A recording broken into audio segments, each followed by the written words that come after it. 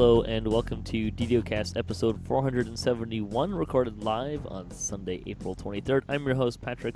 With me this week, we have returning from the Lava Divers on Kyber, Asheras. Hey, how's it going? Thanks for having me. Yeah, welcome back. We also have from the High Lords of Mount Kier and the host of Teaching Raids on Solona, Voodu. Never heard of him. Hey, everyone. He's a bit of a clown. Let's see, this week's screenshot. Grumble Gravelson finds himself in a sticky situation, the 313th screenshot of the week. I'm guessing that seems to be one of the ones where you're inside a belly or something. No, that's the the honey. Oh, it is the honey. Okay. I think so. That would make sense. I was trying to see the honey pots. Yeah, okay, I see the bee, got it. Now I can kind of see the trap faces in the back. I thought that was like actually a background, not something happening there. Well, great screenshot. We like to talk about Dungeons & Dragons online nearly every weekend. You can watch us through Twitch, YouTube, the DDO forums, iTunes, or from our website at DDOCast.com. DDOcast is hosted by Cyber Ears, the awesome podcast hosting network. Shows are usually available within a few days of recording. The next show will probably be next weekend. And you can stay up to it by following us on our social media pages or our website, DDOcast.com, with our calendar. On the podcast this week, we got a little bit of game news, not a whole lot, a little bit of community news. We're talking about some of that. But our main focus this week is we're going to do our review of Update 35, which came out, a month and a half ago? About that. Sounds about right. So we got 3 new quests, new reincarnation mechanic, a new race, and some racial work, and some other things we'll talk about. Just in general. And I think we'll just go through the content. We'll do a big flyby kind of at the end. So we got 3 new quests. 2 new quests in a raid. Let's start with the newcomers, which is the... I'm trying to decide how to differentiate the 2. This is the one that's... there's not a big black dragon in the middle. Yeah, on the left. You're searching for a dragon, as opposed to trying to stop a dragon. But what do you guys think about newcomers? I really enjoyed this quest. I like it. I think it's got a decent mob variety in it. I like some of the... it's kind of a little more straightforward probably than the other one. There's not a lot of puzzles. It's a lot more just straightforward, kill stuff and get to the end. You have a little bit of a unique mechanic at the end fight. I'd say this one is probably the more accessible of the 2 in terms of challenge level. The other one, to me, was a little bit more difficult. I like some of the loot that comes out of it. So overall, it's a solid addition to the game. It's a good-looking quest. I really liked. I thought it was beautiful, and I think this quest, it reminds. It's like the caves from Search and Rescue meets Lost in the Swamp. But it's a good-looking quest, and I loved. To me, the memorable moment from the quest was when you get to sort of a clearing, and you see some eyes in the in the weeds, and I thought it was just an effect. Like we have eyes in the some like the necro quest, like off in the corner. It's just an effect, and I thought that's all that was. And then all of a sudden the eyes come charging out at you. It's a bunch of panthers, So I thought that was a really cool, memorable moment. I think the ending of this one falls a little flat for me. A little cave and a little dragon. But overall, I like this one. Does anyone know what happens if you actually kill the dragon at the end? Can you kill the dragon at the end? I don't know. I've actually only run this one about 3 or 4 times. I've never tried. Yeah, we kind of always just kill the other guy. It's not particularly challenging in fight. Yeah, it's a pretty easy end fight, really. This one, I think, has a better mix of what's going on to it. There's a lot more... It's not the same thing as much compared to Black and Blue. It's got kind of a little puzzly section, and it's got the kind of little breakups and the little kind of temple-y area going on. So yeah, I don't know. I kind of liked it a little bit better, or This is the one. more different stuff going on. Is this the one with the platforms that move around and the levers? Yeah. Yeah, That was kind of a cool room. that's a very cool room. I like that room, and yeah, with the air jets and such, and yeah, that's a nice combination. Good puzzle room, kind of a unique thing we haven't seen a whole lot of. It's a couple other places in the game maybe, but it's definitely not an overused mechanic. So I like that room a lot. Yeah. Yeah, I kind of like. It was just like a little more stuff going on. Like I can think of different areas of the quest, right?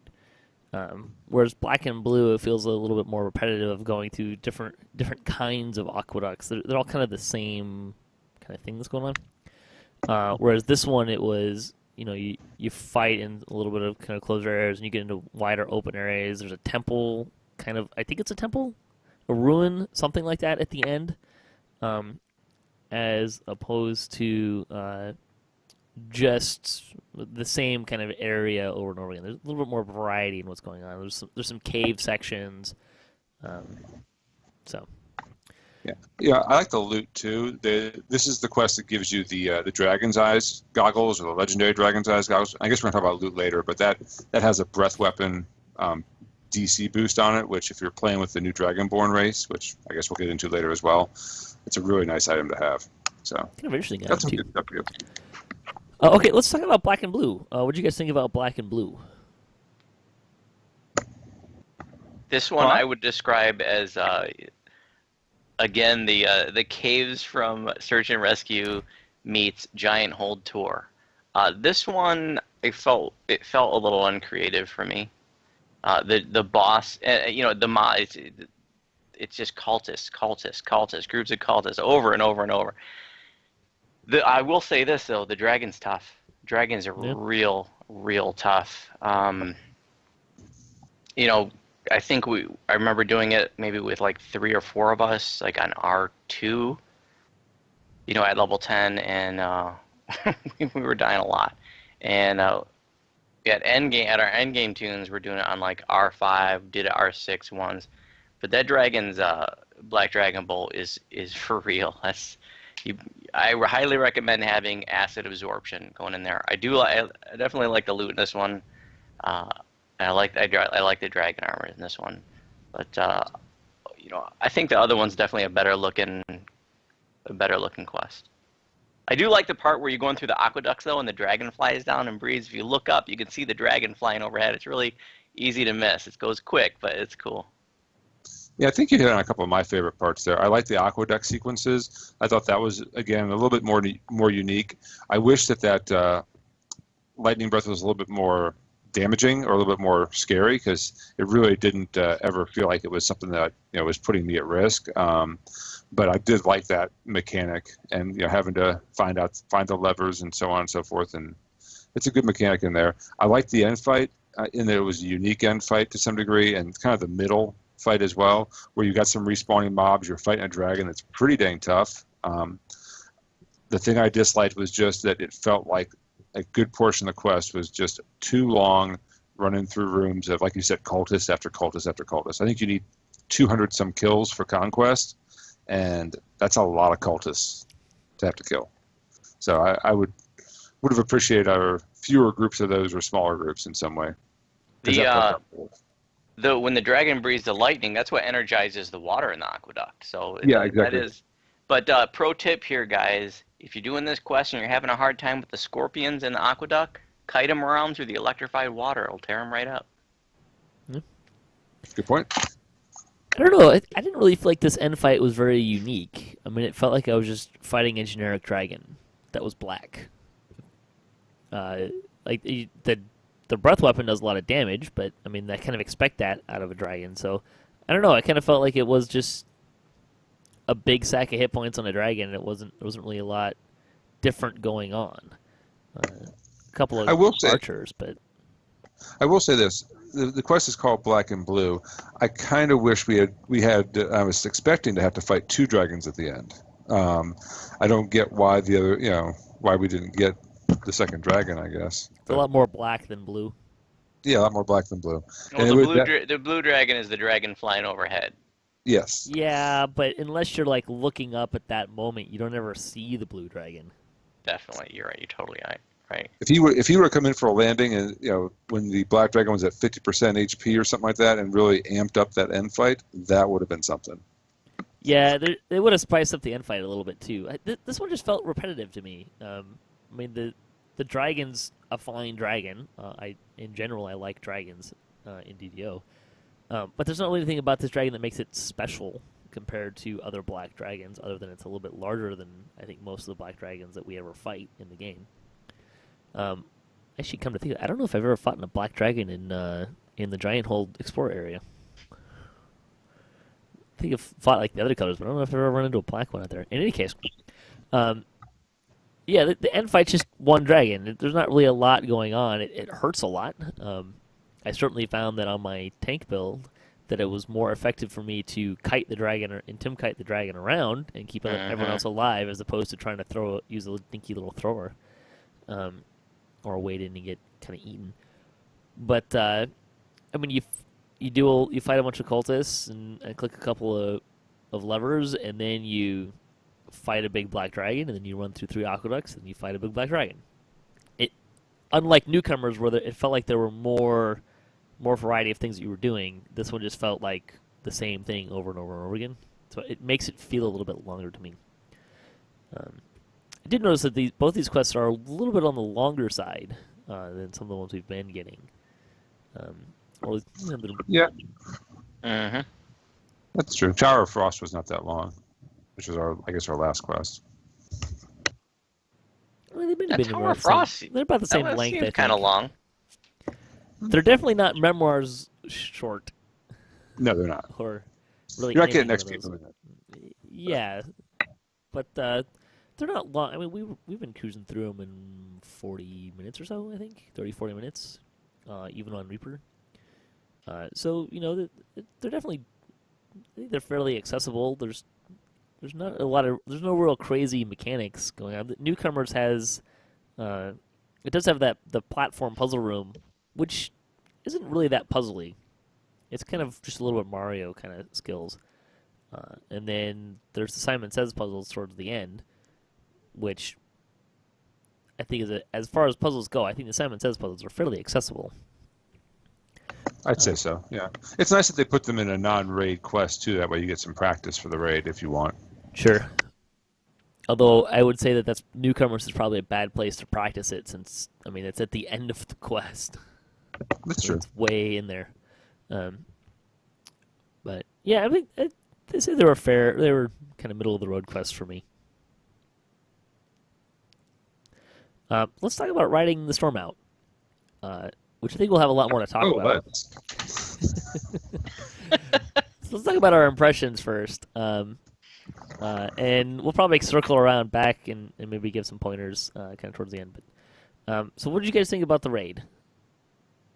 Wow. Well, it's great to get another raid. I love raids. It's one of my favorite things to do in the game. This is the first new raid since now I'm drawing a blank on it now. U28 though. Defiler of the Just. Thank you. Yes. Has it exactly. been that long? Yeah. Well, because the three we got last December were Hound and Tempest Spine and Shroud, which were kind of rehashes. Sure. But yeah, it's great to get a new raid from that perspective. And I like the end boss. I like fighting a big mean blue dragon. Spoiler alert. But there are some mechanics that I found repetitive or just challenging. I think the word we used before was non-accessible.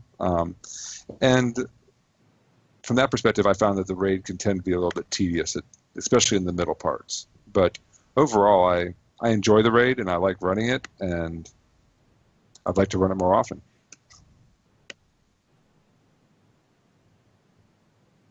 I like the raid. I think it's sad to me that it's getting such a bad rap by so much of the community. I think it's a good looking raid. I think the scenery is beautiful. I thought the Blue Dragon was beautiful. It just feels different than other raids. I love fighting the dragon way up there on that pedestal. You can get knocked off, wing buffeted back, and that's kind of neat. As far as a lot of people, Well, I think one of the reasons why it's getting such a bad rap is because, if you're not familiar, if you don't know how to deal with a few basic mechanics of the raid, it's going to be a res fest, and you really need to keep people organized in there. But we hosted this raid as a teaching raid on Sarlona a couple weeks ago. It was just me and 4 guildies and 7 newbies to the raid, and we didn't have very many deaths because we told them how to prepare and what to do, and we had a lot of fun with it. I think for me, the downfall of the raid is the loot, which I don't know if you're wanting to talk about that right now or you want to wait a few minutes. We'll talk about the quality of the loot, like in general, but as far as it pertains to the raid itself, you can still feel free to talk about it. I think it's a good point that the loot is not really exciting a lot of people. I will say the raid's gotten a lot better since they lowered the HP on a lot of the mobs, because that was a problem when it first came out. It had a ton of HP, and it really felt like a sack of HP beatdown fest, and that just took too much time. And I think some people who ran it right out the gate got that negative impression, and that's carried over, even though that's no longer an issue. That was a good change. I remember that doing it on normal the first few nights, and that was tough stuff. It was too much for normal. Yeah, in general, I really like the raid.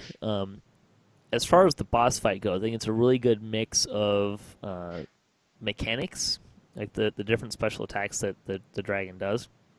I really like that the dragon is a very active boss, and kind of what I mean by that is you can react to it in a lot of ways, and that really impacts what's going on. Shield blocking is a major thing that really helps deal with the dragon. I posted a video a couple weeks ago when we ran it, and the dragon does this buffeting attack, as an example, that blows everyone around him away. But if you block, you don't go as far. So I think that's one of those, and you can do a lot of blocking just in general with this boss. Placement matters a lot with, especially if you're the tank. Ashley, that I've been doing a lot of tanking in the raid. Our guild does not have a lot of tanks, and if you get up under the head, you don't get hit with the breath weapon as much. You can block a lot of the things that knock you back generally. So I really like the boss and how you can fight the boss and tank the boss. I think it gives you really nice. It breaks up the fight a lot. It doesn't make the fight feel like just a giant sack of hit points. So I really appreciate that. I don't mind the number of puzzles in this raid. I don't mind doing puzzles just in general. But it doesn't seem to me like the puzzles are any more a part of the raid than Temple of Deathworm. And I like that these puzzles you're actually having to do something every time, as opposed to just repeat the same pattern over and over and over again. Now, that's coming from a person who likes puzzles, and I recognize that a lot of people don't like puzzles. Ash and I were talking about someone that we know that really just doesn't like that many puzzles, doesn't enjoy the puzzles, and that's totally fine. But I can see if you have that viewpoint, that may not be as good of a part of the raid. Having said that, I think puzzles in the raids, just in general, you look at Reader's Fate, Shroud. I mean, there's a lot of places, Temple of Deathworm. There's a lot of puzzles in raids, and not everyone in the group has to do a puzzle. I think in terms of that, though, this is one of the most accessible puzzles in the game. It's not. You don't really have to think and figure anything out. It's repeat the pattern that you saw. And they're very easy to... one of the things I really like about the raid is they're very easy to practice, because all you have to do is step into the raid, and the first room, there's just puzzles there, and you could just practice there all day long if you wanted to. You don't have to do any part of the raid. The raid doesn't require any flagging, so you can pop right in there and practice the puzzles anytime you want. And I think that's kind of particularly for how many puzzles there are, I think that's a good mechanic. Yeah, I think the challenge with the puzzles only comes when you're getting the lightning strikes and such, and if you don't have your camera turned quite the right way, you can kind of miss a symbol. Yeah, there's definitely some techniques to doing the puzzles that you're kind of alluding to. I, all of those mechanics, I don't mind, or I kind of like about the raid. I could see an argument to say, hey, maybe take two of the pairs of puzzles out and put in a boss skeleton or something like that. I think there's a good argument for that. I'd like to see them, if I was giving them pitching a suggestion for this part. One of the things I don't like is that there's a lot of puzzles and it's a lot of area to cover, and there's no real sense of urgency. I'd like something more along the lines of Reaver's Fate, where you got the countdown happening, and it would be great if you had to get out and get a fewer number of puzzles done in a certain period of time, and depending on how long it took, that would then affect something else, either success or failure or the challenge level of the next segment. I don't know, something like that. But I'd love to see them put some sort of timer on this thing and maybe lessen the number of puzzles in some way, just to kind of give you a little bit more, I don't know, to amp up the energy level of it, because it feels like it just kind of drags, and it's like you do this cool fight, and then you kind of like mellow. It's almost like halftime, and then you're having a cool fight again. I think the electrical storm damage kind of helps with that. In that, the faster you're done with it, the less that you're going to deal with. Which, speaking of which, let's talk about that the electrical mechanic a little bit. Listen, do you guys have anything else you want to say about the puzzles? No, the puzzles themselves are fine. It's just everything else around them, and the electrical part's a big part of it too. I agree that they could tweak that, and I'd be happy as well. Yeah, I appreciate that. And the designer came out and said that they envisioned that people would go out in teams and split up, and that way that puzzle part would go a lot faster. I think that maybe the reality for a lot of groups is that that's not going to happen, because there's a lot of people that just don't want anything to do with puzzles. They just want to swing their piece of steel at a mob and not really think about too much about what they're doing. So when we first started in the raid, we were splitting into two groups, and recently we started doing the video I posted, actually the first time we did it. We started sticking in one group, but like people would break off and do the puzzle. So it was one group kind of trying to kill the skeletons, and then people would kind of break off and take care of the puzzles as that group was going around.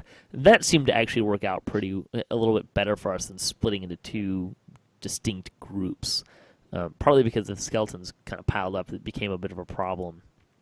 I think if they wanted us to split up more, I think they need to cut the hit points on some of the skeletons a little bit more, even than they already did. Just because if you get in a smaller group, those skeletons can really need to take a pounding. They just have too many. I want to mention really hard too. Yeah. Go ahead. I want to mention for the viewers too. If you're doing this on normal, I'm not sure about hard, so help me out here, guys. But if you have a cleric with a good turn, a lot of that trash, a lot of those skeletons can be turned. Not the red name, I think the priests. But if you get, like I said, if you got a good cleric with a good turn, like that just makes it ridiculously easy. We haven't tried that. I don't think, but so I was trying. My thing is, so that phase I can see kind of tends to get a little bit longer. There's also let's talk about the electrical mechanic, because I think that's where we're kind of talking about a barrier for entry and accessibility. I don't have an issue with the amount of damage it does, or even that it stacks, and I don't have a problem with how there's a countdown timer in your buff bar during the puzzle phase, and when it gets down to about, I think it's like 5 to 7 seconds, you'll get a couple of quick strikes in a row. On normal, I've heard it's 3, hard seems to be 4, and I've heard elite is 5. And I think that's okay because there's a countdown to it. Other than that, though, I think it's too much. Interspersed in that minute plus between when you get to that countdowns to a couple successful ones, you're still getting struck a lot. And I've certainly had times, last time we ran it, in fact, I was going from 0 to 16 stacks of the debuff that makes you more vulnerable to electric damage in a very short amount of time. And I'm not sure if it's because the skeletons are adding to that stack or how exactly that's working, but I think there needs to be some way that gets toned down a little bit, or I don't think it's ever really going to become a very popular raid because it's not very accessible for a newer person. I get that you can have an energy sheath and an electrical absorb item on, but to have those two things, I mean, for a normal raiding person, sure, but that gets a little bit harder to do. And then, even then, if you're running it past normal, and really even on normal, if you get hit a lot in a short amount of time, then that's a problem for you. So I think that it needs to be either fewer strikes just in general, or more time between more safe spots, something to mitigate that more than what a player brings in this part of the raid. I'd agree with that. I think that the number of times you get hit, the amount of damage you're getting hit for, it just ends up feeling like you do nothing but spend time running from sigil to sigil, and it becomes it slows you down, and it's just annoying. It's not tactical or strategic. It doesn't, I'm fine with that. I'm fine with a tactic or a strategical thing you have to do, and you've got to be paying attention to your buff bar and watching this counter and worrying about the incoming damage. But the frequency of it is just, I don't know, it just becomes, like I said, tedious. Even if they have the damage, that would make it the stacking part makes it punitive if you don't deal with it. The problem is that the average player that goes in here, even with energy sheath and an absorption item and resistance, is probably only going to take 3 or 4 stacks of that before they start getting really pounded by it. And I think that's where there starts to be a problem. And if you have to stand at that puzzle for enough time that it's going to hit you a couple times, then it starts to snowball, right? You should be able to complete a puzzle, the 3 different phases, without dying, unless you mess up the puzzle, I think. I mean, if you mess up the puzzle to start over, then sure. Or if you time it poorly. Yeah. If you're there right when the couple of blasts hit you, then. Yeah, exactly. But assuming you're paying attention and doing what you should be doing, you should be able to complete a puzzle without having to die. And that's not always been the case, at least not in my experience. I've died at the puzzle in the middle of the 3rd phase a couple times. In the High Lords in Sarlona, we're a raiding guild. We raid pretty much every night, and I lead a lot of the raids, and we're pretty methodical, pretty disciplined in our raids, and so I think that's changing the experience for us a little bit. I mean, if you're riding the Stormount with us, you're going to hear the word sheath check 100 times during that raid. You're going to hear clear your stacks, 100 times. You're going to hear that in your sleep. Because I'm really trying to pound this into my guys and the folks that are running with us, that these are the things you need to do, and if you're doing these things regularly, it's going to make things go a lot smoother.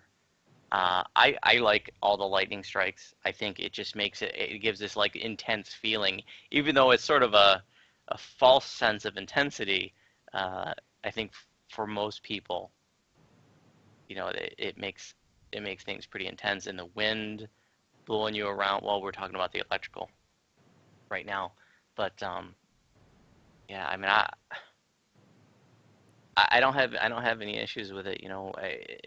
Like I said, we did the teaching raid on Sarlona a couple weeks ago, and it was just me and 4 of my guys and girls and 7 newbies. And one of my goals, other than showing these 7 newbies how to do this raid, was to show the community that you can do it. We took 7 newbies in there on normal, and we didn't have that many deaths. We just stayed on target and kept moving people, kept reminding people what to do, and I think it was a pretty good time. I mean, like I said, I really wanted to show the community like this raid is totally doable, and it doesn't have to be a disorganized res fest if you know a few simple things. And the Sure, lightning and I mechanic think that's is certainly giant. true. I agree. It's definitely true. Yeah. It's doable. I think a lot of people are getting scared from this mechanic, and I know even as someone who's not scared of the mechanic, there have been times where, for no apparent reason, it's like, why am I getting struck by lightning so fast? And like, I think it has to do with the skeletons. I'm not entirely positive on that. That they're adding to the number of strikes. But there, like I've been in, by and large, I think it's not an insurmountable thing, particularly on normal. But there's been some moments where I've had issues where either while tanking the dragon or like I've gotten knocked off from the dragon, and then on the way back up, it's just strike, strike, strike, strike, strike, strike, and I get it back to the top, and I'm up to 16 stacks now, and it's like, what is going on here? And that I think is excessive, and that I have a problem with. Might have been neat if they toned down the number of lightning strikes, just sort of in general, but then have the dragon flying around, breathing down upon you once in a while, so that when you see the dragon incoming, everybody has to run for cover or something. That might be something neat. Sure, a little bit different. I think it was, but as a whole, with the electrical mechanic, I think it's the problem I have with it more is I think it's having a barrier to entry. People aren't coming into it because they see people talking about the community, or they go in and they experience it, and like they don't want to deal with this again. Because most people that we've brought in, and granted we've been running hard more than normal.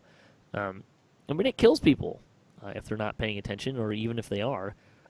And once you start dying a couple of times, then it makes it a lot easier to die again, because before your death penalties wear off, you're going to get struck a couple times.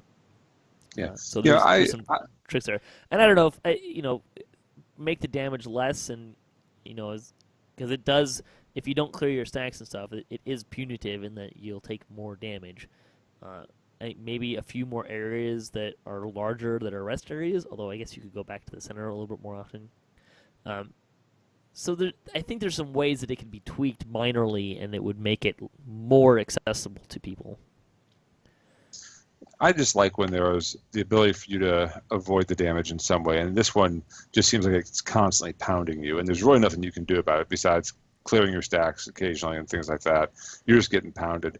I know, like when you think about Master Artificer or the Reign of Blades and Lord of Blades, we've had mechanics before where there's some sort of electrical or other sort of damage happening, but there's always a way that if you do the right things, you can avoid that damage. And with this one, it's just like, I mean, sure, if you do the right things, you can avoid dying, but you're basically, self-healing through ongoing pain. We've been trying to get people to recognize that every minute or so they're going to need to find a rune and stand on it, with some success. But and it hasn't been as big of a problem for me because I have the gear and I have a lot of hit points and stuff. But there certainly seems to be some moments where there seem to be some inconsistencies for me, and I think that's maybe where a little bit of the sour taste in my mouth is that it's not a very clearly defined mechanic. And it's going pretty much that whole phase. So I might be tainted too because I tend to play a healer in there, and I spend a lot of time trying to keep people up, and yeah, it can get frustrating at times. Like I said, I think the thing that I'm missing is that I'm still trying to figure out are the skeletons causing part of the problem? Because I think they are. Yeah, and I think they are too. Because when we had we got a stack of like 3 or 4 of them together, and that's when I started seeing my electrical stack shooting up really fast, and it seemed to be more of a problem. So, and if they are, I don't know I don't think that's necessary. I think if they give you a little bit of a debuff, okay, maybe, but I felt like they weren't just debuffing; they were calling the lightning down, like lightning rods a lot. So. But that was my impression, and I'm still kind of trying to figure some of that stuff out. But overall, I liked the raid, and I really liked the end fight. I think a little bit of tweaking on the electrical damage or how often it happens, I think is really more what I think needs to happen to really solidify the raid. I definitely like the end fight, and the middle fight too. Anytime you're fighting Korkaza, that part's really fun. I'm glad we have a challenging boss that has multiple different attacks. You have the white circles, you've got the blowbacks, you've got the air alleys, you got a lot going on there. You can get blown off the platform. All of that's really cool. And I love all those aspects of it. Doge was bad because the end fight was so weak, and this one they definitely didn't give us a weak end fight. So Well, the in that mechanic, regard, the main mechanic of that fight didn't work. yeah, exactly. And I don't feel like the mechanics of this fight are not working. So I don't like the death timer on normal. I'll tell you that. And I really liked one person's suggestion to have, because for there to be some death mechanic. And one person on the forum said, maybe have when people die, have their soul stone get teleported to underneath the platform. I thought that would be kind of neat. sure, Yeah, I'd be fine with that. That'd be good. It would take him out of the fight. So, But for the people listening, if you are new to this raid, Patrick mentioned standing on the runes, and you're safe from the lightning if you're standing on it.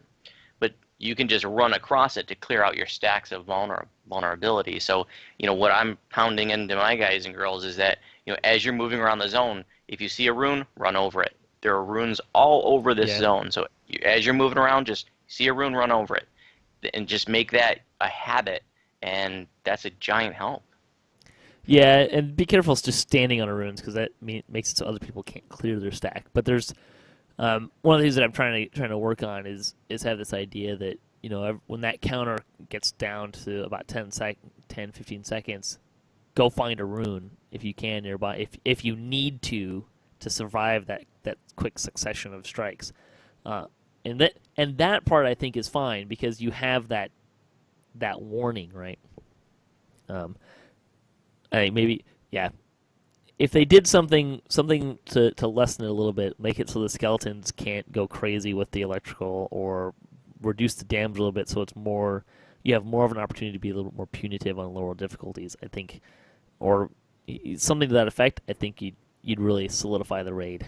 Right now, I think that electrical stuff is, when you combine it with how many puzzles there are, I think it's a little bit of, people aren't, and like we said, the quality of loot is not as good as some places, or it's not enough better that people are really going to be wanting to grind this raid out a lot, given those barriers of entry.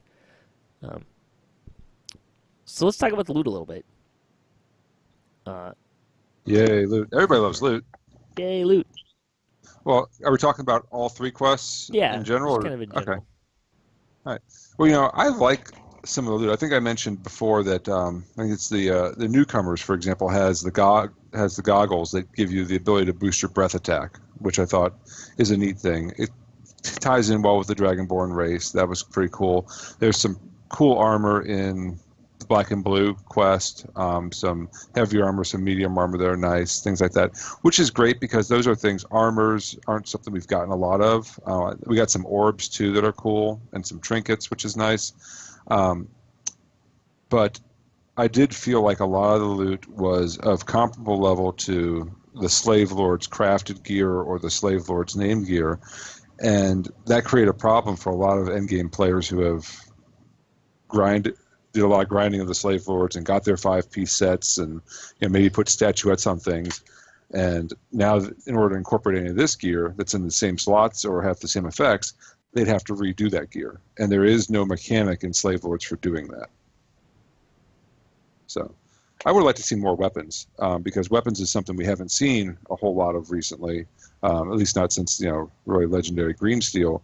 And that's something that wouldn't have conflicted with Slave Lords, for example. That's my first take on it. I think that overall, it's decent loot. It's definitely not bad loot. It just feels like they took the loot we already had, though, and put it in a blender. So it's like all the same stuff, but in different slots. So that's kind of cool that we have some variability, some versatility. I am disappointed in the loot for the raid, though. I'm disappointed that we have our first dragon raid without craftable dragon armor. So you could say, well, we already have blue dragon armor. Okay, let's do craftable dragon shields then. How cool would that have been? Or just a different kind, you know, azure blue dragon armor. You know, that's what I wanted to see. But I will say, because we do have some new armors, that I am just super, super happy that druids now have a heavy armor option lower than level 14. Before, it was giant hold dragon armors level 14. Now we have the scales of avarice at level 10. That's really awesome, and it's even, and the scales of malice too. I mean, those are both really good armors. Really, Yeah, really the heroic loot that you get is great. You know, and we're going to talk a little bit more about racial reincarnation and things like that. But you know, there's a lot of people who are running heroic right now, and I'm actually, in some cases, more interested in getting a couple heroic items just because I'm running a lot of those lives, and that loot's really good too. So there's one piece of loot in particular that I do want to highlight that I have some issue with, and that's the Band of Insightful Commands. I think the heroic version is a real slap in the face to Litany of the Dead, the trinket, because that was a real special trinket that, you know, was a challenge to get. And now you have a ring that you can just go farm that's 3 levels lower and better. I don't like that. I wish that had been taken right out, and that the legendary version, which I'm totally fine with, had been put in the raid instead of just being this ring you can farm. Like, that should have been something really special, to +2 profane to all abilities, which we only had on Epic Litany before. You know, It's I just don't think that also should on one be... of the on the Slave Lord's armor. it is, yes. Slave Oh, Lords really? are fine. Yeah. Okay. Yeah. Not that I would expect you to wear that as a caster. But, Well, and I agree with you though that I'm in epics or legendaries. I'm okay with seeing more of the profane more rounded. That's a nice addition because that's a really cool effect, and it opens up that trinket slot or something like that for other things. And there are some other effects as well that I like that they have in here, like magical efficiency 10%. I like when they put the lesser displacement on things. Some of those things which you can't craft, for example, those are really nice ones to get. But I do agree with you that putting it in the heroic side was a little much. I think all the trinkets need to go out of the raid too, and those need to go into the quests. And I would have liked to have seen a little bit more creativity out of the raid loot. Maybe something, you know, maybe some kind of unique augment, although they seem to just not want to do anything with augments anymore. And I don't know if that was because of the duping stuff or what, but... Well, I think it's because they want to redo augments, and they keep kicking that down the road. I think I don't understand why they want to redo. We have this system. I don't get it. I think, it's a performance issues, load issues. I think that's what they said. and then also they're outdated in terms of they don't scale in sync now with CC or random loot gen, so they need to. I think they want to do the back end work before they do the front end work. That's kind of the impressions I've had over the last year or so. For me, there's some really nice items in here. Yeah, there is some nice loot. I think that the thing that I really took away from this was there's a lot of nice gear here for tank. And that was kind of the build that I think really won out on the loot. There's a lot of nice pieces of gear there that I'm trying to get for my tank build. There's some other pieces of loot that are kind of nice. I think it's the highest PRR items in the game are in here. It is. Yep. And plus 18 stat. Yeah, so there is some stuff that's there. But I think certainly if you look at the build archetypes that are kind of the most popular right now, it kind of tends to be warlocks and range characters. And there is some stuff there for them, but I don't think that this is the best gear that you're going to find for those kind of builds. There's some kind of decent range stuff, but especially for the warlock, the popular warlock, CC caster kind of archetype, the stuff that's in this raid in these quests isn't that great for them. I don't know about that. Symphony, that cloak with, if you're a Fey Warlock doing the enchantment, you got 188 resonance, sonic lore, something or other, like 17, and quality charisma +4. That's only marginally better than the gloves that have been out for 2 years. Okay, fair point. That are in good intentions, right? It's not to say there isn't good stuff. It's that if you look at where we were and what new stuff got added to the pot that you can choose from, I think the clear winner was a tank build. The stuff that is there that compares to what we have that a tank build might Sure. want. Compare that to a warlock build and what's new and stuff. And I feel pretty confident saying that just from the standpoint of coming from someone who has one of every class and their different archetype builds. And I went through the loot and I wrote down like 3 or 4 things I wanted to get from my tank. And most of my other characters was like 1 maybe items out of the stuff that I'd like to get that would really solidify or really improve those builds, if that makes sense. Let's say there isn't good stuff there. Sure. But compared to where we were, the incremental advantage is there for the tank and not for other people for the raid stuff particularly.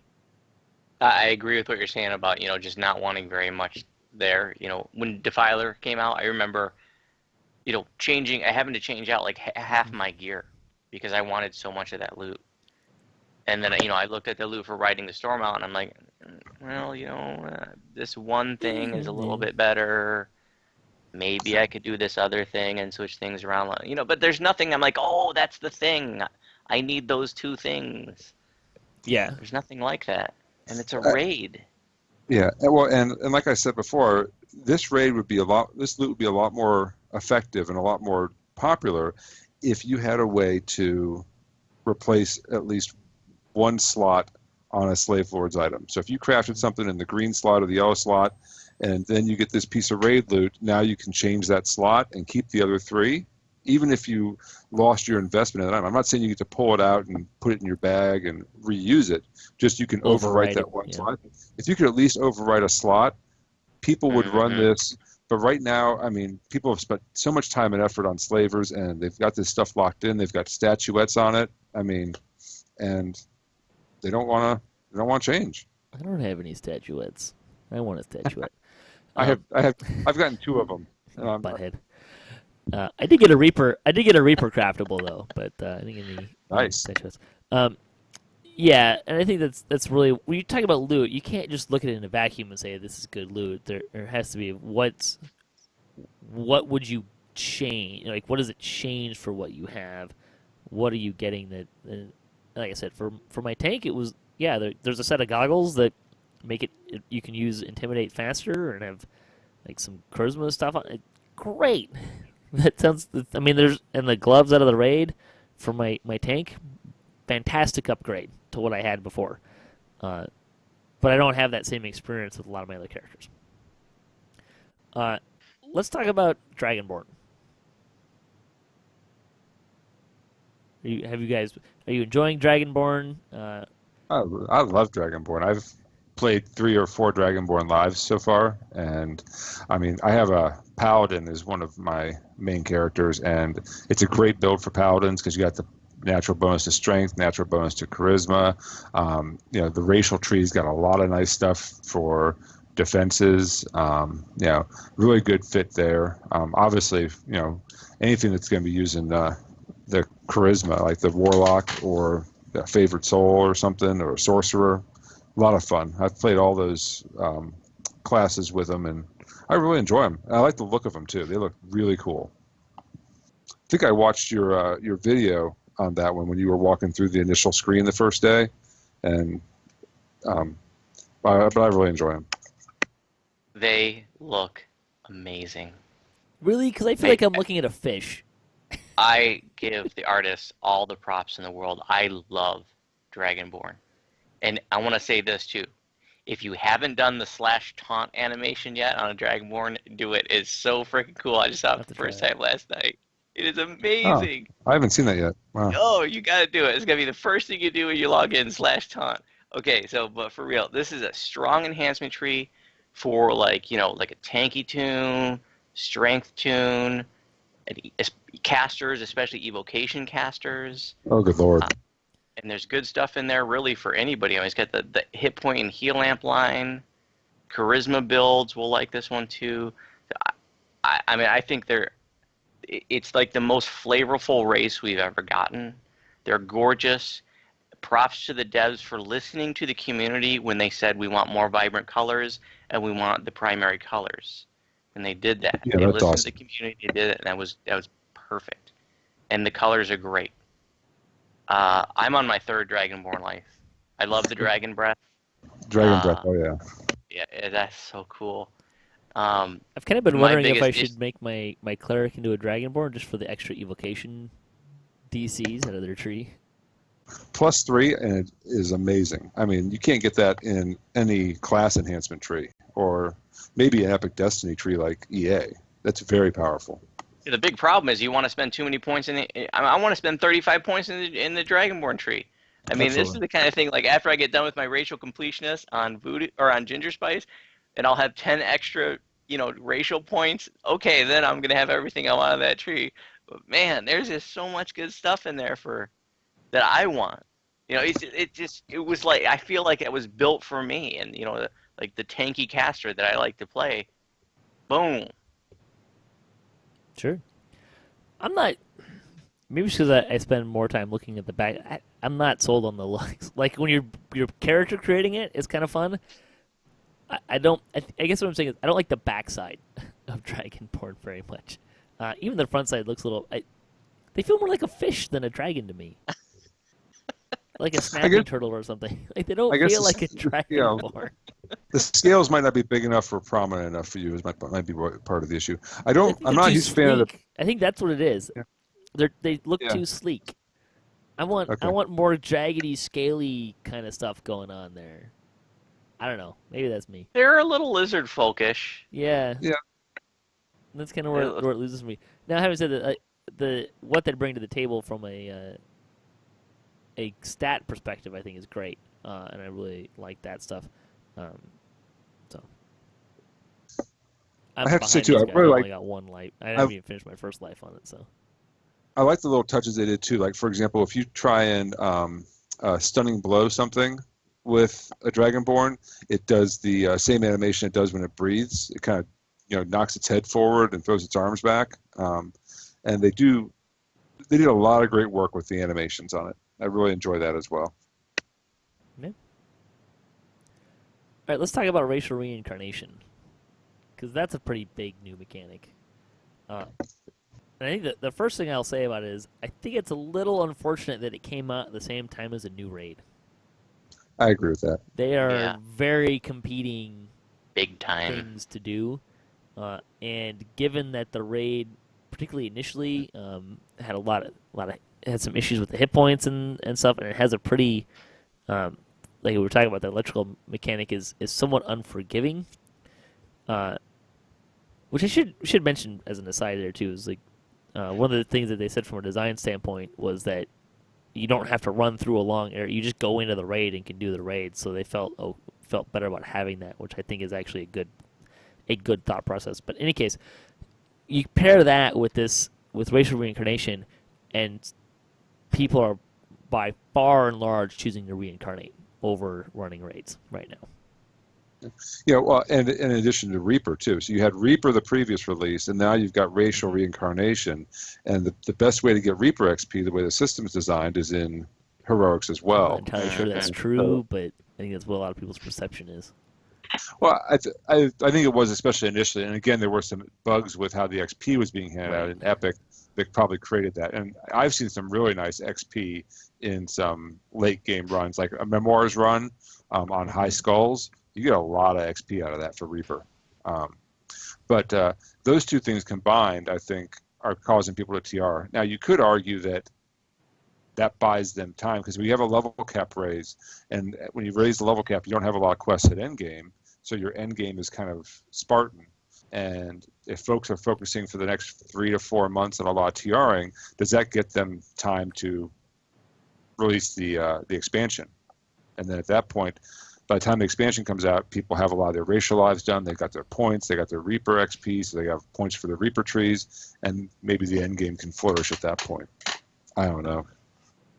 I certainly think there's going to be a wave, right? Like, people are going to really grind a lot of racial reincarnation out right now, and it's going to be a point of focus for a lot of players. But as they finish those, they'll kind of probably fall back into their playing more at the higher levels if that was kind of their thing. So Yeah, I think so. There's people who already have 20, 25 lives done on a single character. That's sick. that's a lot of lives. Yeah. Or a lot of autos boxes, one of the two. Yeah, there's a lot of autos boxes in that, you can bet. Now- I love racial reincarnation. I think it's a fantastic system. It blew my mind when they came out and said they were going to do this. I mean, I love personally, I love that this tune that I have that I love, my baby Ginger Spice, who's already triple epic completionist, single heroic but all the meaningful heroic lives, was sitting at cap rating. Now I get to work on her in heroics. I haven't played Ginger Spice in heroics in a long time, so it's really cool.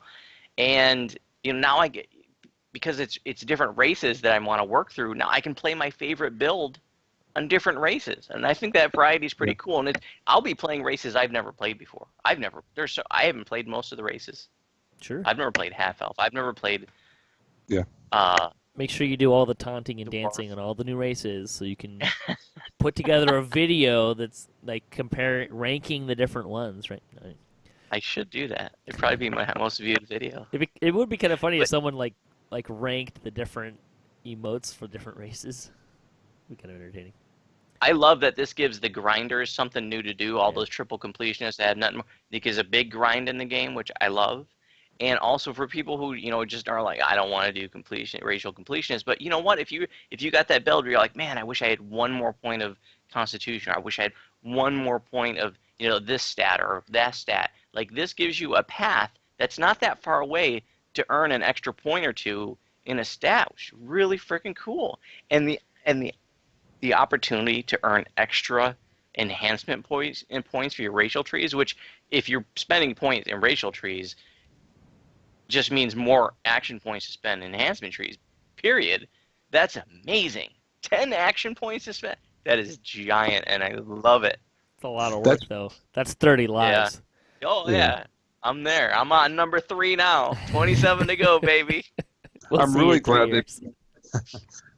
they brought this out after the Reaper stuff, though, too, because the idea of running even 5 or 10 more heroic lives when epic or when elite is your hardest difficulty and it's a snooze fest for at least a good number of players, that wouldn't have been a lot of fun. But the fact that I can run these now, and I'm actually enjoying running heroics because I'm running content that hasn't challenged me in probably 7 or 8 years. I can run a Gwilyn stand, which was one of my favorite quests when I first started playing the game, and actually feel like it was back in 2008 when it was tough. And I was afraid I was going to die because I'm running that thing on Reaper 5 or 6, and it's tough again. So that's enjoyable to me, the fact that we have that combination of running the heroic stuff, but running it with challenge now. And that doesn't make it feel quite like this huge, awful grind just to get a +1, which I wouldn't enjoy quite as much. I think it's fair to say, given that I pared down the characters that I'm focusing on down to 5, I'll probably continually have one going through the grinder of reincarnating and stuff, and hopefully I'll get a little bit faster once Umpire season ends. I've been going really slow right now. But yeah, I think it's definitely a win. It's breathed a little bit of life into the game, and it gives you more options. I've kind of been pitching ideas for more ways to get more action points for a couple of years. And I think that this is a great way to do it. I do find it interesting, though, when you compare racial reincarnation and true reincarnation, which I get that they're different. When you reincarnate for class past lives, they're the same, right? Whereas the racial reincarnation is a ramp up, right? Like the first one is just +1 to a skill. Which is not. I think it's a little too little, personally. Now, having said that, it's very weak. Yeah, it's incredibly weak. It's not worth it to just do 1. But getting a +2 to stat and then extra action points, there's a ramp there. So you're essentially taking some of the power from the first life and shoved it farther into the third life, which I'm okay with. But it was an interesting choice, I think. Yeah, someone did a really nice analysis where they talked about how heroic past lives are very front-loaded. If there's, 42 heroic past lives for all the different to get a triple completionist, you can get 80-90% of the power presented by all 42 just by running 12 or by running 15 or 18. The additive value of getting 42 is much lower, whereas with this system, the value is all backloaded. There's not much. If you ran one of each race, for example, you got basically nothing out of 10 past lives. You've really got to get into running a lot of past lives to really get a lot of value in this one. I am irked about the first tier of human past life because all the other skills are something useful to someone, but haggle, really? Hagglebards. Hey, Hagglebards. I understand that, but come on, haggle. I mean, it should have been perform. That would have been useful to warlocks, bards. Haggle, come on. Something that we didn't really mention, I think, is kind of nice too, is particularly when you released Reaper, and this is another kind of goes back to what you were saying, Ash, about how it's great that they released Reaper first. The nice thing about doing reincarnations is it resets your first time bonuses and all that stuff for leveling. And in fact, if you really want to maximize like epic past lives, interspersing them with true with reincarnations really helps with those first time bonuses and stuff. But it's nice that having all these racial reincarnations that you can do now gives you a lot more options for taking a reincarnation so that you can get all those first time bonuses and really get into the with Reaper XP and your first time bonuses for that and stuff like that. So Mystic Dragon is saying that Haggle is worth something again due to the crafting. He runs out of everything so fast his tunes are now all broke. Yeah, I feel that. I have been crunching everything into essences for like the last 6 months, and I just started selling stuff on my Hagglebard again because I was like, I looked at my plat on my tunes and I'm like, man, what's going on here? I've never been in this situation, since I was a noob. My plat stashes are actually going down, so I'm like selling stuff on my Hagglebard. Which I got my haggle up to 145 now with the new gear. Wow. Yeah, that's impressive. So let's talk. I want to talk briefly about a few things that came out. So they did a pass on racial enhancement trees, which my reaction to that was kind of a Warforged win. Everyone else was kind of meh. I don't know if you guys have any different opinions on some of that stuff. I like the Darkfire changes in Drow. Yeah, that's something I actually used. Which Darkfire change? The first one, the second one, the third one, the fourth one? I'm happy with the way that it is now. That our Darkfire, I actually used it before. My Warlock was a Drow. Darkfire was 2 action points.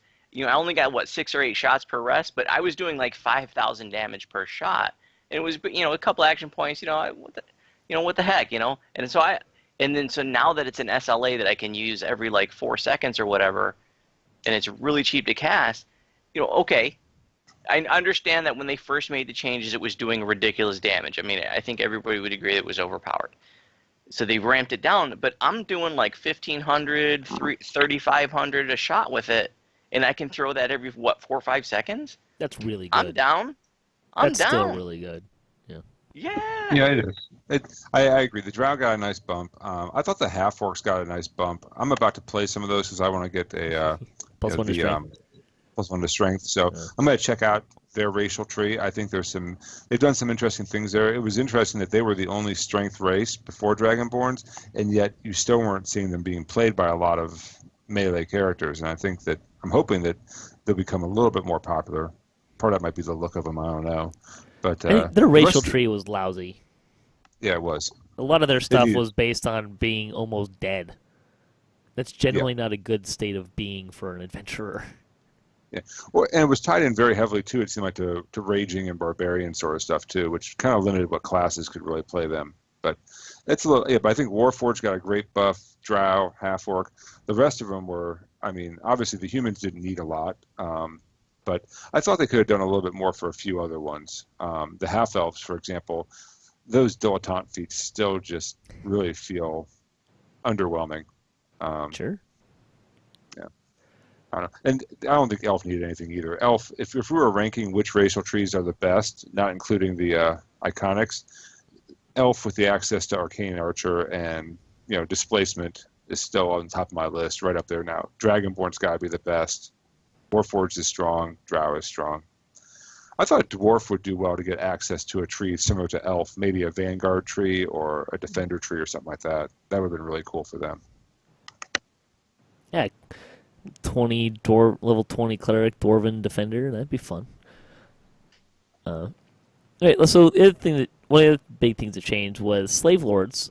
So they drastically reduced the recipes for the cost for heroic, and then they also increased the drop rates a bit. What did you guys think about those changes? Awesome changes. I really enjoy it. I like the Slave Lords content. I like running it. I felt like the grind was a little bit much. I think the increased drop rates on the legendary stuff really fixes that, because I didn't really necessarily mind the cost per se. But of course, that's a formula and a ratio. But getting those big drops now feels good. I like that. It's fun. On the heroic side, I think it's appropriate because you're not using that gear that much, but it was also tied in very nicely with racial reincarnation that people are running through 1 through 20 now. So, I think we were talking before the show, I crafted some of that gear for a couple of my characters that I'm running through reincarnations, and I never would have thought of doing that before. I basically just ignored it. Yeah. I'm glad they did it. I think it's a good change. I'm still not sold on heroic Slave Lords gear. I keep looking at it, and every time I look at it, I go, I don't think so. Maybe, is it supposed to be for, like, non-Caneth crafters? I'm not really sure that it just doesn't seem... I think if you're going to be... Amazing. Like, I'll probably make a heroic set for my Warlock, because I think to have good spell power and some extra DCs on gear at low level is good. And some of that stuff's harder to find. I would have liked to have seen them just increased in, like, what is it, like 5d2 that you get on, like, Legendary Elite or something like that, ingredients per chest or whatever it is. I wish they would have just increased that instead of there being a small chance that you pull 30, which I'm glad they increased it either way, but like I said, I wish they would just increase the... Well, the basic drops are more. They don't seem more at all to me. Yeah, because I just ran it last night, and I was consistently getting 9, 10, 11, where before I was getting kind of more in the 7 to 10 range. Tended to be more consistent. It's slightly more on a percentage basis, yeah. Well, one of the things that's nice about the Slave Lord's gear in comparison with the Caneth Crafting, especially at level 8, is that at level 8, as I recall in the Caneth Crafting, you can only do, 2 items, or 2 slots, You can't do the third slot, right? Below level 10? Yeah, that is true. That sounds right. But with this, you're getting 4 slots. Now, I'm not a huge fan of the quality slot, because a lot of the quality stuff, quality +1 to a stat's not probably going to really, or +2 MRR quality, that's not swinging a lot of value there. But there's some there that are useful. But still, 4 items plus the set bonuses, I think it's got some value. I think for some more than others. Like I said, I think Slave Lords, we're talking about with update 35, the loot, I think, really kind of bumped up tank gear. Slave Lords really bumped up DC caster gear. There were a lot of other wins there too, but that was kind of the group I think that really saw the biggest boost in their gear. But with that, it also got me running the gear though too. At which point I was getting some of the named items out of there as well on Heroic. No, there's some great stuff there. Don't get me wrong, it's got a lot of great loot. But when you looked at where we were and said, okay, well you can make a low-hanging fruit tier item that gives you +17 to a stat, +6 to spell DCs, and +4 quality to that same casting stat on one item. When we were, +15 was about the best you could probably muster. I mean, that's a huge jump in DC casting. Plus, you have the set bonus, which you can get. I think it's like +2 spell DCs, +4 to your stat. So, in any case, what I'd like to do is first we'll go around and do 2 things. One, is there anything else you want to mention that you like that we didn't talk about or really don't like about Update 35. And then let's give it a quick letter grade. Who wants to go first? Patrick wants to go first. Okay. I would say a B for my letter grade. I think the quests are above average and good, but they're not spectacular either. I really like most of the raid, aside from some of the excessiveness of the electrical damage. Other than that, I really enjoy the raid. And the loot's a little lacking.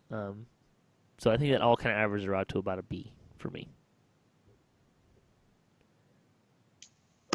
Well, let's see. I would probably say that I'd probably put it around a B plus maybe. And I'm doing that not so much on the strength of the new content and the new raid, although I enjoy each of those in their own way.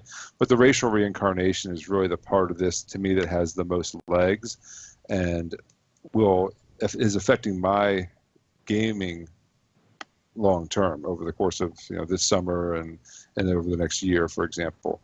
And so from that perspective, I really like what they've done there, and I really like the Dragonborns. The Dragonborns are an A for me, and so I'd probably put the Dragonborns and racial reincarnation up in the AA minus range, put the content more like in a C plus sort of range, and I'll average it out to a strong B. I'm gonna do a line item here and then give you my overall grade. Okay, the 2 new quests, C. The new raid, B. The loot, D plus. Racial reincarnation, A. Dragonborn, A. Overall, B minus. Yeah, we're kind of all averaging around the same spot there. So, yeah. So there you go. There's our Update 35 review. We'll move into game news. There's a little bit of stuff that the devs chimed in on. And we'll start with aggro mechanics. So people have been noticing that some issues with how monsters like to attack people in the back. Several jumped in and said there's a bug on live that when a monster first perceives a PC, there is a higher chance it will aggro on the furthest PC rather than the closest. That means it is hard to tank because when you run up to an enemy, it wants to run by you and chase down that person farthest away. They have a fix coming in an upcoming update where monsters will prefer to aggro on the closest target instead. We also have been discussing increasing the threat multipliers even more. Intimidate works great for opponents that are not immune to it, but we see groups avoiding dungeons on Reaper mode that have a lot of enemies immune to Intimidate. A tank should be able to hold aggro while attacking, barring some of the extreme bursts like many-shot monksters. Yeah, I'm trying to think of what monsters are immune to Intimidate. I'm sure there are some, but none come to mind. Oozes, I think. Oozes, Undead, maybe? man, yeah, Right? oozes. And unintelligent creatures. Yeah. So Well, here's the lower thing. undead. I don't want to intimidate oozes. Constructs. That's the oozes are the caster, the warlock's job. Yeah, golems, for example. Yeah, constructs Yeah. you can't intimidate. Yeah. Let's see. For golems, anyways. Yeah. Ship buff icons. So there's someone wrote in on the forums and was asking if the guild ship buffs could be condensed so that you could read the rest of your buff bar. Several wrote in and said they agree in principle but can't find a good way to do that with their current tech. One of the sticking points is that we can't just move to a static guild buff system because players can invite non-guild members to use their ship, and the buff length is an advantage for long-standing guilds. They have discussed an on or off option, but it's unlikely before Ravenloft. I'd actually prefer to see something where maybe you have a third buff bar or something like that, so that your ship buffs can go in one slot, your normal buffs go on the other side. And I'd like to see better use of the debuff bar. It actually kind of, we didn't talk about this, but the Eye of the Storm countdown timer in RSO, I would much rather that icon be in your debuff section, so it wouldn't just be debuff, but environmental effects and debuffs. I'd like all that stuff to be there. Stuff that you don't cast on you, or your party doesn't cast on you, I think should be in that bar, personally. That'd be a good change. Fear Reapers. So the ongoing discussion of Fear Reapers. Basically, where this is coming from is people have been complaining that Fear Reapers, they can't get to a Fear Reaper and it's just dotting them up. Which I'll preface by saying that if a Fear Reaper is killing you from dotting, that Fear Reaper has been around for a long time. Or you're running on a really high skulls. I haven't noticed, even at like 10 ticks, the damage isn't that obsessive or obscene or anything. So, in any case, Several Nordan says, while Reaper mode isn't supposed to be fair, that isn't an excuse for broken mechanics. First, let me say that in many cases listed, they have no issues with, even though they are harsh. If you drop down a hole, for example, and a Fear Reaper spawns behind you that you didn't carefully clear the way before you proceeded, you get what you get. If a Fear Reaper spawns behind a door and the party moved ahead and causes it to activate, then they have to quickly clear the area to get to the Fear Reaper before damage kills them all. Part of Reaper is knowing the dungeons well enough and moving carefully enough to avoid those pitfalls, which I think is a pretty fair place to be. It's not like the aggro mechanics are a mythical, crazy thing that no one understands. Although it is kind of weird that they aggro behind doors. He also said that this doesn't mean there are not issues, however. If player report instances where a Fear Reaper can spawn in areas players can never get to, we do want to address those. They can also look at how Fear Reapers activate to cut down on those types of incidents. Sev also said that they discussed reducing the perception radius of Fear Reapers. If creatures near them detect a player, however, they will, as a result, become active. He also said it looked like code was changed back in the day to allow creatures to perceive through created objects like doors, because otherwise barrels and similar items could mess with the creature's ability to perceive players. They are looking into solutions and what they want to do about this. One solution is to just redesign Fear Reapers either in small ways, like always teleporting to an offending player, to big ways like a complete redesign. It seems to me like if they teleported more frequently, a little bit, that would solve most of the problem, right? I would think so. This isn't a problem I've encountered all that often in game. I mean, I've seen it on the forums, but I've personally never been in a quest where I couldn't get to a Fear Reaper. I have. Yeah. I'll give you an example. Okay. What's the first one out in Stormhorns? Tracker's Trap. Yeah. Okay, there are some pits that can fall out, but those pits don't always fall out every quest. Just certain ones do. We've had a Fear Reaper in one of those pits that didn't open up. We could literally never get to him. And I had 100 stacks. Yeah, see, now that I would think would be kind of finally went down. Problematic. Yeah, that's a bug. Does your stack clear when you die? Yeah. Yeah, well, then you just gotta... Yeah. No, but teleporting, if the party moves too far away from the Fear Reaper and they teleport to you, even if they still want to keep their distance, I think that would fix this. Yeah. That seems like a real simple fix. It does. I agree. I like maybe even decrease their aura. You know, the fact that they can hurt you from the other side of the planet. You know, like somebody spawns a Fear Reaper on the Thelanis server and I'm getting dotted over on Sarlona is pretty ridiculous. Although it does seem like a little bit of go around, come around, right? Because, you know, how long could we use Cocoon through walls and stuff across the map? So. Yeah, I'd still like to see more Reapers just in general. It seems to come and go in waves. I had one day where I was running quests, and it seemed like I was getting 6 or 7 Fear Reapers per dungeon, or not Fear, just Reapers in general. Kinds of Reapers, not. Kinds of Reapers. Yeah. We need to add them to the monster manual too. That would be very cool. Well, sure, I would agree with that too. Look, but if we're gonna add them to the monster manual, I think one of the counters needs to be how many times you're killed by a Reaper. It shouldn't just be how many times you kill Reaper. I think if they got it, how many times have Reapers killed you? I would also like to see, and I know this will never happen, but I think it's cool thematically. I think it's cool. So I really don't like that Wraiths and Reapers look alike, you know. But I wish they'd add like a scythe or a sickle to the Reapers. Yeah. You know, carrying around a sickle or a scythe. That'd be so cool. That'd be great. Yeah. Players Council, they have opened up applications. They are once again taking applications for the Players Council. You can fill out the application, do it completely, email it to ddo@standingstonegames.com. Your deadline is 11, or basically midnight on Friday, April 28th. They said 11:59 p.m. Thursday, April 27th, but if you'd like to be considered, that's when you got to get in by. They will have future application opportunities at various times moving forward, but any application sent when they are not actively seeking applicants will be ignored. This will be the 4th year of the Players Council, and it's been a great experiment. It has allowed the community to have in-depth discussions with members of the team and to get a better sense of what the actual game development process is like. For them, it provides a unique opportunity to gather feedback in a semi-private environment where people who might not otherwise speak get a chance to present ideas and opinions. It also gives a second first impression, which can be extremely valuable. The first impression being Lemania. After doing this for a few years, they've been thinking quite a bit about what worked and what didn't and how they should proceed with the program. One of the things they're doing is getting rid of the formal yearly tenure. It can take time for people to practice their feedback skills and become comfortable with the process, and it's a waste to have them stop because of an arbitrary tenure. That said, having a smaller focus group is also very important, so they're going to transition to a regularly rotating group of members to give a larger number of people the opportunity to participate, and also allows them to bring people they know will give good feedback whenever the time is right. Having a larger, less structured membership poses a challenge when it comes to keeping things private. Some folks prefer that they didn't have an NDA on the council, but they do it because it allows them to have a level of conversation they simply couldn't have if everything was being judged by the wider public.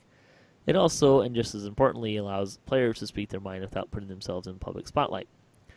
The NDA also gives people who would not otherwise participate on the forums an opportunity to be on the council. So, if you're accepted, you'll have to agree to an NDA, and if you break it, there will be consequences, up to having your game account permanently banned. I think they've had some issues with this the last couple of years, so it sounds like they're being very upfrontly harsh about it. Another change they're making is to let people participate on topics that they are extremely interested in, then drop out if they'd like. If you're a cleric expert, we'd love to have you on the council when we talk about clerics, but you might not care about non-cleric things. So if that's you, let us know in the application, and they'll do their best. They won't promise that they'll bring you in every time or even at all, but it's an additional consideration they'd like to have.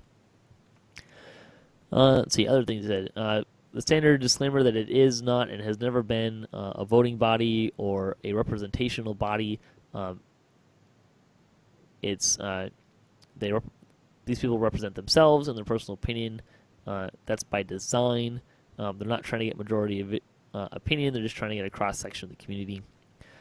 They also want to make sure it's not for everyone. Sometimes you'll see, he promises that you will see bad ideas with good ideas. Sometimes that's deliberate. Sometimes they brainstorm. Sometimes they test the waters to see if there's an aspect of thing they haven't considered. And you will see things that never happen, but you will get a peek behind the curtain. So if you want to do that, we'll link to that in the show notes. I think Voodu, you were on the Players Council before, weren't you? I guess technically I still am for another week or so. We both served this last year, and I would say that it's a fun process, and I encourage anyone who's interested in doing so to apply and give it a shot. It was definitely, I felt, worth my time. I really enjoyed it. Yeah. I enjoyed it too. I love this game. I've been playing it for years, and to have that opportunity to get a little peek behind the scenes and to be, just sort of have a next level of interaction with the devs and be a part of shaping things a little bit, and I really appreciated that. There were some small things that I commented on that were changed, just little things, and it was I thought that was really neat. Where I was like, hey, maybe change this slot to an orange slot on that caster staff so they can use their meridian fragments, and that happened. Or back when we had the 10th anniversary thing, they were talking about maybe putting a cosmetic in there. Say, hey, what about the Robo Winter Ice? And Chord was like, well, take a look at that, and they put it in there. I thought that was really cool, and I felt like they were listening to us. And it doesn't mean that everything you say is going to happen, but they are listening, and they definitely take what you say into consideration. Yeah. Some questions that were answered. Yes, all previous and current council members can apply. They'll also probably reach out to some directly. On the question of feedback, the main point, so one of the things they're asking is to give feedback on ranged power, and how good it is, and does anything need to happen to it. The main point is to get a sense of your writing style and how you provide feedback. As long as they are making you write, they wanted to actually get feedback on something they're interested in getting feedback on, but don't read too much into it. They're not necessarily looking to change it. They're just asking what people's opinions are on it.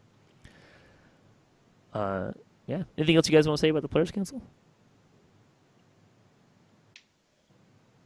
I'm never going to do it while I'm doing DDOcast because I'll probably I'm too afraid that I would say something about something I read in the wrong place and cross my streams.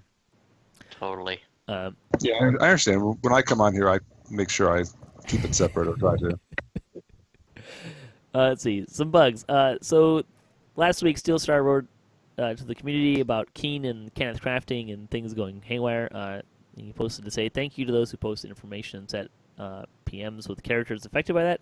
They now have steps to reproduce this issue consistently and are working on a fix for a future patch.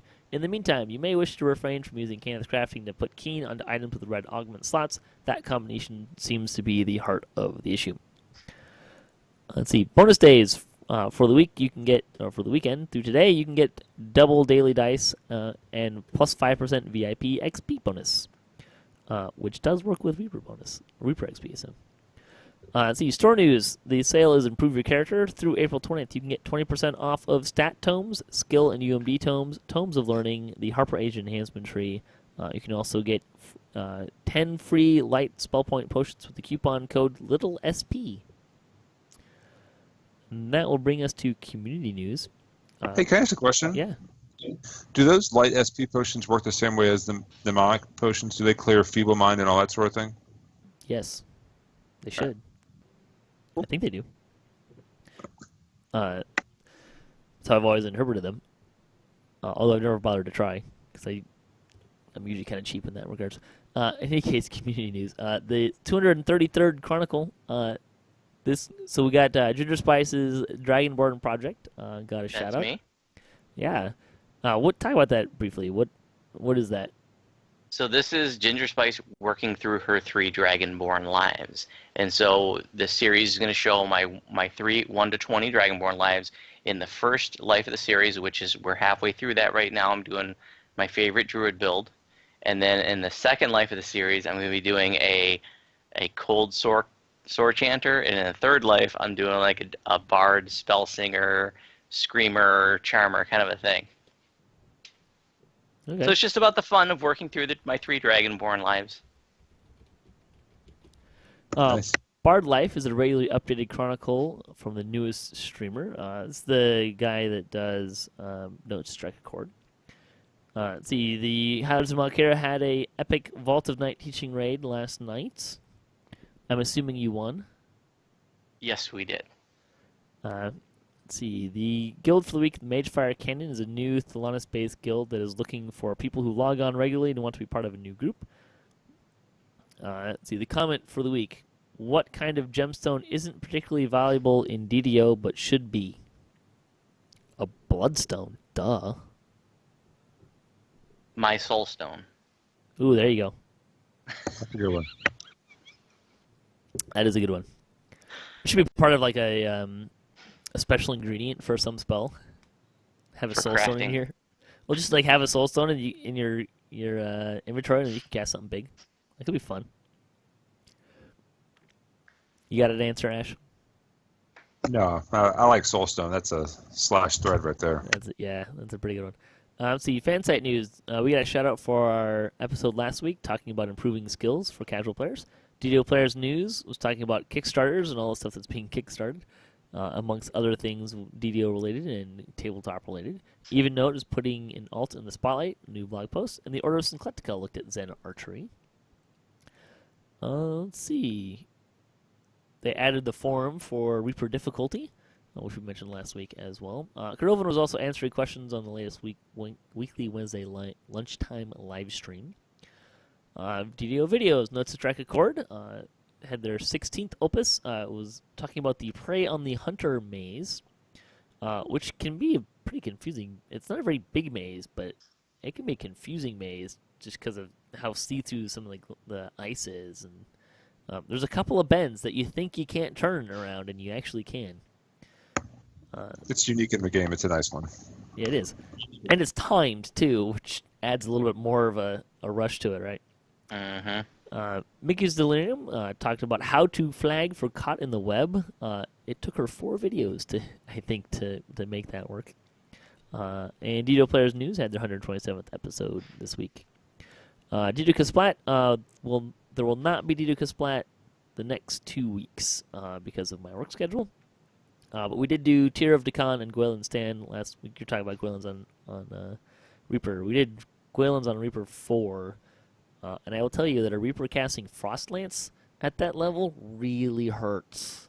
It took 60 points of damage per arrow after 30 cold resist. It did not go well. Yeah. Cyclonic Blast. They just kind of hurt in general. That'll bring us to our lightning post this week. See, some people were writing in a little bit. We're talking about some of the stuff we're gear swapping and casual player kind of skills to learn. Someone asked, does protection from evil items actually work? Because he was getting dominated all the time. I believe that the items and the ship buff only give you bonuses to your saves versus evil. They don't actually give you the protection from being dominated and mind controlled. I think you need the spell or potion version for that. That is my understanding as well. Yeah. Juan Bui, he watched all 3 episodes of the series. A lot of clicky items and adventure supplies were mentioned. Greater heroism is a great thing to have, but he feels like you do not stress the importance enough to fire shield scrolls or clickies enough. 50% less damage from either fire or ice for about a minute and a half is such a lifesaver. There are so many traps and spells in areas that require either of those versions that can make a difference between surviving or dying. A very excellent point. Yes, fire shield scrolls are great. I will say that there were a lot of those kind of things that we didn't miss. I mean, if you need to get through a big nasty fire trap, a cold shield, fire resistance, and protection from fire will all help you get across those things. So there's a lot of kind of clickies and things that we didn't talk about that would fall in that category. But yes, fire shield's a very good one as well. You guys didn't know one of my favorite ones either. I love the Kenneth Boots propulsion. Yeah. There's a lot of... Yeah, though we didn't really mention that one. We probably should have. Everybody, if you don't have a stack of fire shield scrolls in your inventory, you need to have that. Giant, so important. Or cookies. Cookies are good. Yeah. You can buy fire shield scrolls if you don't have the ability to cast it. Let's see. Our survey question of the week comes from Jet on Kenneth, or Short Pact, asking, how can you be a guest on DDOCast? I think this would be a good time to talk about this. The short version is you send me an email at ddocast@gmail.com and say, hey, I want to be a guest. And then I ask you a few questions. They're not hard questions. They're not like right or wrong answer questions. It's just tell me about yourself. And then you become a guest. Or you can be like, Asher and we know each other. And I don't remember, did you ask me or did I pull you in? I'm not sure. Yeah, I don't remember anymore. But it's really just ask me. That's all it takes. It's not hard to do. I think Voodoo sent me an email and said, "Hey, do you want to look in? Would you like a guest?" And no, you reached out to me. You saw I was doing the teaching raids, and you're like, "Hey, you want to come on and talk about your teaching raids stuff?" Okay. I don't remember some of the. There's a lot of guests. But yeah, I occasionally reach out to people. I don't as a general rule though, mostly because of time. That's really all. Ooh, that means I'm a rules violation. I like that. Yeah. I'm a general rules violation. I can live with that. Oh, that's good. You're gonna have to. You're liberal. But yeah, that's how you become a guest. You get in touch with me. And say, hey, I'd like to be a guest, and I'll ask you what you like to talk about and what kind of things you do and what your play style is, and you respond, and then we go from there. There are kind of some unspoken rules that I think that all of my guests have kind of followed or agreed to, whether or not they know it. But it mostly has to do with I don't mind dissenting opinions as long as you're not mean. That's really kind of where I start drawing the line, which is the same thing as for comments. As long as the comments are not mean, I'm pretty agreeable to even opinions that are different than my own. because my opinions are not always correct. In fact, they are quite often only one version, or sometimes they're flat out wrong. I don't even mind. Hey, we get corrected on the show all the time. It's great. Hey, one thing to be aware of is that the pay sucks. I don't know. I'm still waiting for my mug. How many times have I been on here now? Like 30 times or so? That's not true, actually. I got a pet rock the other day. I was going to say, you guys got pet rocks. Hey, I did get a pet rock. I had to buy my own mug. All right? So You get mugs? I bought it. I need to have that product placement right here. Instead of mine saying Detroit, it could say DDOCast. If you'd like your own mug, or there's T-shirts too, you can go to our website, DDOCast.com, and there's a shop that you can go buy this stuff from. Ooh, swag. Yeah, it's pretty cool. But yeah, no, the pay is not great. I should know, right? In any case, let's go to the show. Voodoo, you got a lot of stuff going on. Why don't you give some plugs for what you got, what you're working on? Okay, so we already talked about the Dragonborn project, and I will say too, if you're new to my videos, I do narrate them all. I try to make my content on my YouTube channel, which is Voodoo Spice, Spice with a Y. Try to make it all very accessible to newer players. I explain what I'm doing. Everything's narrated. It's not just watch me running a quest. And I give as many tips and advice, as much tips and advice as I can. And then I also want to mention that our teaching rates for new players are still going on Sarlona. And these are events that are designed for people who have never run raids before, whether that means you're brand new to the game, or even if you've been playing since beta but just have avoided the raiding scene for some reason, or maybe there's just a particular raid or two that you never got, maybe you don't know the Abbot raid and you want to learn that. We're working through every raid in the game. We've already done every raid in the game once over the winter, and now in the spring we're working through every raid in the game again before we shut it down for the year, and then hopefully we'll start again next winter. But if you're not a raider but you're interested in getting involved and you're on Sarlona, this is a great way to get involved. It's designed for people. It doesn't matter if you think your gear sucks, or if you think your build sucks, or if you think you're not that good of a player, or if you feel like raids are intimidating. Like, these events are for you. They're made. I lead them. I got a few of my guildies to help out, and we're going to walk you through the whole raid and explain how it works. And it's a lot of fun. I always post details in the Sarlona forum every week of which raid we're doing, and it's pretty much every Saturday night at 9 p.m. Eastern. Yep. Ash, anything you want to plug here? No, I'm good. All right. So thanks for listening to the show, especially the folks in the chat room. And thanks to Voodoo and Asheras for joining me this afternoon. Thanks to all the other folks that contribute to DDOCast. It really helps to have a great group of folks doing that. And thanks also to Standing Stone Games and Wizards of the Coast and to Cyber for hosting the podcast.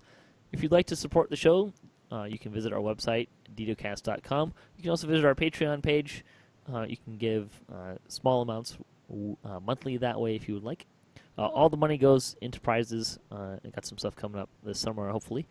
We'll get some of those prizes away. You can hit us up at DDOCast.com for show notes, MP3s, our calendar, previous shows, swag, and other fun stuff. If you'd like to be part of the show, have a comment on this episode, or a question you'd like to hear us answer, or something maybe you'd like to hear us debate, just send me an email, ddocast@gmail.com. You can also just leave comments where we might find this as well. You can also find us on social media and follow us for latest cast updates. I am at DDOCast on Twitter. Our closing tip for the week comes from Attack Trice on Kyber: never trust a kobold. So until next time, may all your attack rolls be crits, all your chest level appropriate, have fun, and don't forget to gather for buffs.